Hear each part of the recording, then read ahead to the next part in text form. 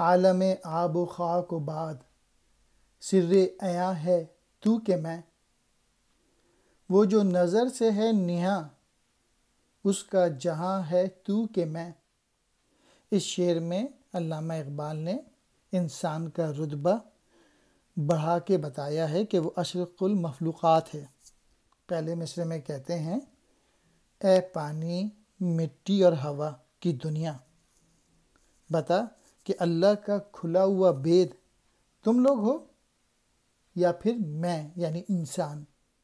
وہ جو یعنی مراد اللہ تعالیٰ، یعنی اللہ تعالیٰ جو نہاں ہیں، جو چھپے ہوئے ہیں، یعنی اللہ تعالیٰ نے جو دنیا بنائی ہے وہ تیرے لیے بنائی ہے یا میرے لیے، یعنی انسان کے لیے۔